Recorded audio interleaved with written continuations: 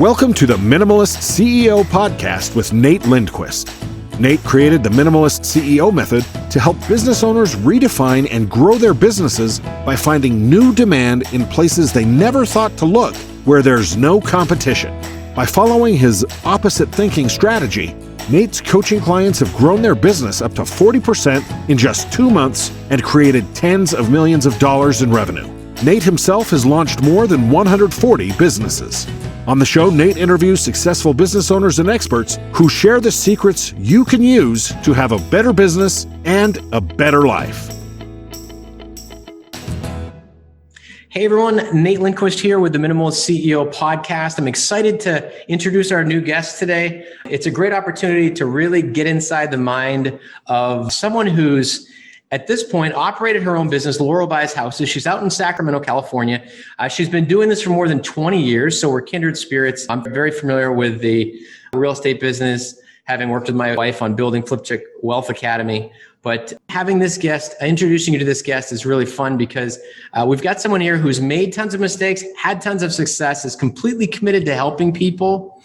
And as a matter of fact, she's actually got a book that she's written called Your Next Move that we're going to be learning about. Let me introduce you to Laurel Sagen, and I'll let her tell a little bit more about what's it all about. Welcome, Laurel. Thanks for being on the show. I appreciate it. Thank you for having me. I'm really excited to learn about this. I'm always happy to share my story with people and see who it can empower. Awesome. Gosh, I've done a lot of things in my life, so I'm happy to share. That's great. Well, I think the best thing I'd love to ask you a question about is, with the experience that I know some of our listeners and I've had in the home services space, in service businesses, and also in the flipping and real estate investing space. Tell us about yourself, how you got started in your construction general contracting business and buying homes and flipping them. How'd you get into that? Well, it was in 99. I was making more money than I'd ever made in my life as a technical recruiter because I'd always been in the nonprofit space, working for nonprofits. So I rarely made over $20,000 a year. And then in 1 month, I made $20,000 technical recruiting and decided that this was much better, right? Went on a bunch of vacations, had a great time, but I could see that this pathway was not going to last forever. I mean, it wasn't unsustainable for the economy. I knew a crash was coming. Let's put it that way. Now, which part was unsustainable? People paying me this kind of money, big companies paying this kind of money, robbing one engineer from this company and putting him in this company and getting these huge fees. And it was Y2K. And then after Y2K, the internet starting, and it just didn't seem sustainable. And I was right. At least I didn't take stock for payment because there was a lot of crashing in 2005. Yeah. But in the meantime, I did this program called Rich Dad Poor Dad. I read a book, Retire Rich, Retire Young. And I had started off way back in my teens as a journeyman carpenter, but it was tough as for a girl back in the 70s and 80s to get jobs as a carpenter. So went into the nonprofit world. And then, so I started buying houses I was in the Bay Area at the time, but my family's all in Sacramento. Started buying rentals in Sacramento one at a time and with partners and doing the board game that they have, the rat race game that Rich Dad Poor Dad has. And, okay. Started buying and selling and found out I just loved fixing up houses. Yeah. I loved the fixing up part. I hated the landlord part, but I loved the fixing up part. Okay. So that's how I got started. So Rich Dad Poor Dad was the trigger for you, is that right? Yeah, it taught me about real estate. I never knew about real estate before that. So you saw that at a time where there was a downturn in the economy, where a lot of the dot-coms were crashing. You saw an opportunity because you read the book, you were inspired. You're like, no, I understand tools. I've done carpentry. You know to fix stuff up. Then you made the move and you went out and bought your first. At one time I had 30 rentals. Okay. Right. So I had about 30 rentals, some with partners. Before you flipped your first house, you had 30 rentals? Yeah, I didn't flip any houses in the beginning. Okay. I was going because in the beginning, I knew I was still making a lot of money. I could buy all these houses, right? I could qualify for these loans. I could buy these houses. I think I only sold one house the whole time, and because it turned out to be in a really, really, really scary area. Yeah. But yeah, the rest we were buying them and selling them. And then the big real estate crash happened. That's when I got hurt badly. So at one point I was worth like $8 million on paper. Mm-hmm. And then I was worth, after the crash, everything settled out, I was worth negative $1 million. Ooh, yeah, that's tough. In there. And that's when I started flipping houses, was after that. Okay. Yeah. So let's take, the knowledge of the flipping business and kind of thinking back, I could tell the story. I could share the story that my wife shares about her first flip and why she did it.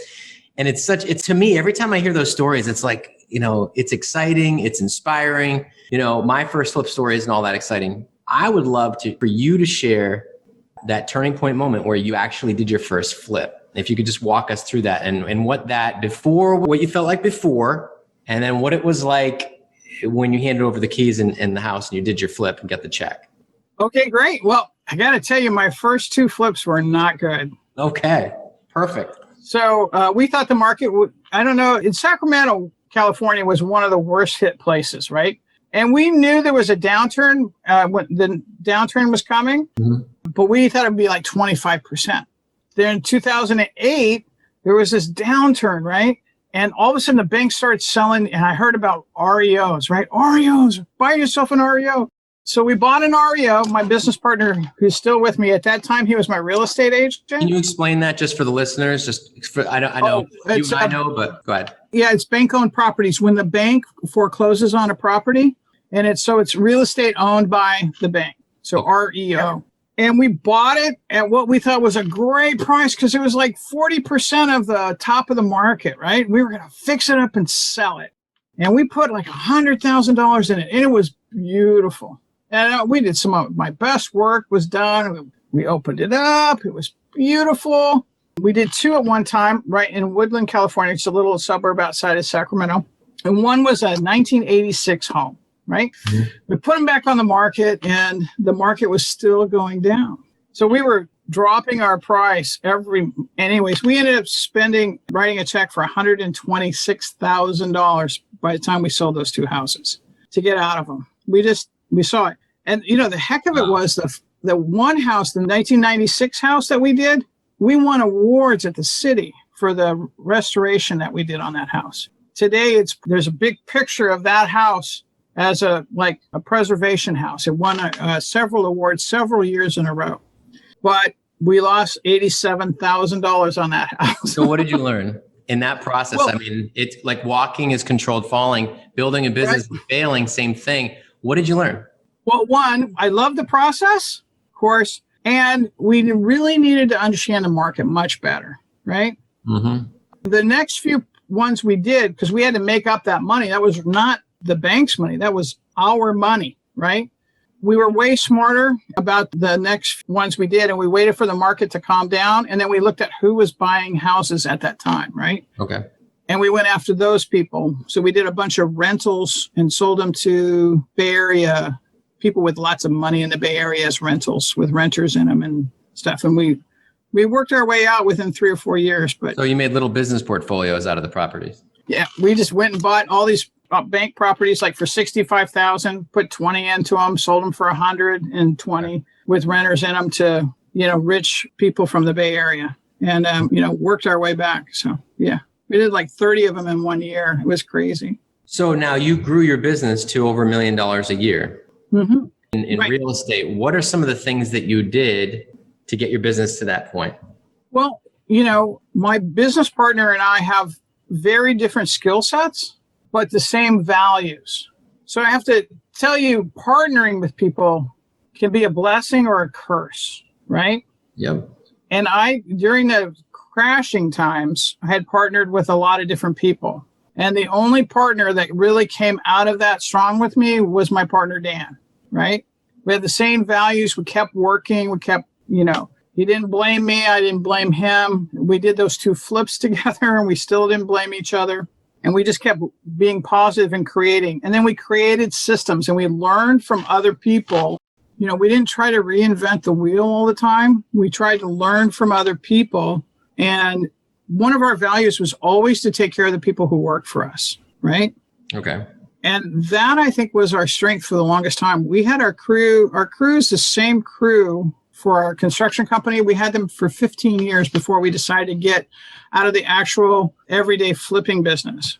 But then we always were I don't know how to say this part, but we're like white collar workers all the time, right? Blue collar workers. I mean, work. Sure. And until we decided to start doing higher end properties and letting the team work for us instead of us doing all the work, creating a team that worked with us to do the work and worked on the business rather than working on the houses all the time. Does that make sense? Yeah. That was hard for us to learn. Yeah. What was it that got you to make that switch? Because, in the business that I'm in as a consultant to CEOs and business owners and founders who are dealing with, they know the systems in their head. They're constantly reinventing the wheel. Everything falls back on their shoulders. One of the first things that we do is help strip away all of the confusion and the chaos by getting them focused and putting systems in place right away. And immediately find out they get 7 hours, 10 hours, 15 hours of free time. They're like, oh my God, now what do I do? So what was it for you that got you to that place where you knew you had to get systems. Second, you actually knew how to implement it and do it. How did you figure that out? So Dan got married and started having children and needed to be home for the kids. Before that, we just worked like crazy people. And we were like, wait a second, there's got to be a better way, right? Yeah. And he really wanted to be home to send the kids off, to school and pick them up. So that was one thing. And then we just really was like, I turned 55, I think, at the time. And it was just like, I can't work like this for the rest of my life, right? I can't be on the job sites. I can't be going to Home Depot. If we could do more than one project at a time, we could actually make some money, right? It was like we were working harder than the crew, but we weren't working smart. And so we went to a couple masterminds, and that's where we started learning how to putting these systems together by working with some really great mastermind groups and getting more education. I always was part of the RIAs, but really started taking it to heart what they were saying. Yeah. It really just we had change in our lives, right? Yeah. Well, with real estate that I own, I know going out to the areas where you have properties and talk with other people in the areas, keeping a beat on the market's important. And just for the listeners, is a real estate investment association. And you kept your finger on the pulse of what was going on, but then the things you were hearing, the tips they were sharing, they started to sink in. Right. And we looked at what we're the best at and what we could be the best at, right? Mm-hmm. And then dividing up things and hiring people to do things we weren't good at, but that needed to happen, right? And we started talking about having $1,000 an hour tasks, right? Yeah. As opposed to the $15 or $20 an hour or $30, $50 an hour tasks for crew, even $75 or $100 an hour tasks you really shouldn't be touching if you're building $1 million plus business. Exactly. And, having it be profitable, make sure it's profitable, right? Right. And that was a big deal for us. So we've actually only been really profitable for the last 5 years. Before that, we were just squeaking by and a lot of times robbing Peter to pay Paul and not getting out of debt, right? So really looking at what, Dan says his whole job is to keep me from doing stuff that doesn't make us money, right? So what was the first process that you put in place? The first process we put in place was... That really worked. That really freed you. That really worked. Well, we decided to not flip as much into wholesale more. Okay. So went and learned systems for doing that, for not depending on real estate agents for our properties. Okay. Right. We needed to buy our properties at a lower. So the first process was the gray market, the off market properties. You understood how to, in wholesaling, tie up the property and make them available to investors. Right. Well, that started with us just, hey, we can't keep paying top dollar for the property and then fixing them up and trying to sell them. Right. If we could get them off market, then we could fix them up and sell them and make more money. Right. Right. And how do we do that? So we took a mastermind. We spent like $20,000, which was just seemed insane to us. But we learned the processes and put the systems in and then just kept tweaking them for ourselves. And once we started getting properties, we realized we could sell them for as much to somebody else, flip the contract rather than the property to people for as much money as we were going to make fixing them up. Yeah. Yeah. Now we still were fixing up properties. Mm-hmm. Some of them, especially the ones that were a little higher end because people were a little scareder of those, but we were doing awesome. Mm. So what's the tip? I mean, you've been through masterminds, you built $1 million plus business. You've seen consistent profitability for the last 5 years. Sounds like you enjoy what you do. So what advice would you give to someone who's in business? Now, just so you know, the audience, we have people in the home services businesses. We have people in a lot of different fields who just provide services to other people. And a lot of times what we're seeing is they're frustrated. They're overwhelmed. Everything's falling back on them. They don't have time for family. They're not seeing enough cash flow. So if you could give them a sense of not only maybe the light at the end of the tunnel, but something they can go do, like just make sure you take care of this. Here's something that's essential that you might have missed. What would you point them to? One, you have to be passionate about what you're doing. Okay.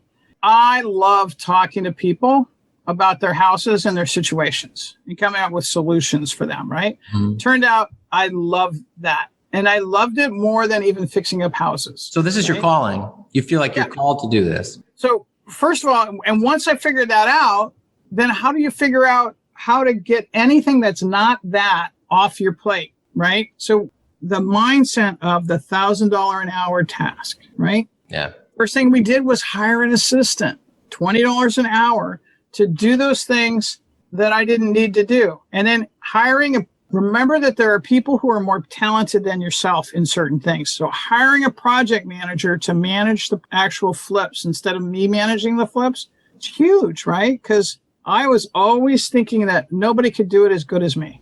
Finesse, right? Oh, I got the finesse. Or, oh my God, it's my money, Mm-hmm. But allowing someone to do it, training them to do it, once you teach somebody to do something one time, they can do that over and over and over again for you. Mm-hmm. And we call that the freedom multiplier. And I have to tell you that I have more time now. My relationship, my marriage is stronger. My family life is stronger. I have more free time because I'm only doing those things which are important to do. Mm-hmm. And we're expanding because, we've hired some young people who are better at marketing than me and are better at, a kid that my assistant Sam is actually my boss because she tells me where to go and what to do. She's very, very organized. I am not the most organized human being on the planet. And it frees me up to do that, which was I'm passionate about, which was to talk to people, to solve problems for them, think of out-of-the-box solutions, or sometimes just hold people's hands while they make tough life decisions. Yeah. And I get paid an insane amount of money for doing that. Mm. Well, you and got it's a lot the of leverage. Same exact business, huh? Laurel, you have a lot of leverage. And what I love about what you're sharing is that having, working with over the last 30 years, thousands of business owners, the pattern, what I lived and the mistakes I made early in the game, and I'm sure the mistakes you made and the things we're talking about now, they're all the same thing. People are running into the same mistakes of, I call it the how versus the who. If you ask how, you damn well better find a who, or you're going to have what I call huge overwhelming waiting, HOW, how. But if you get the who, it's who can help out, WHO.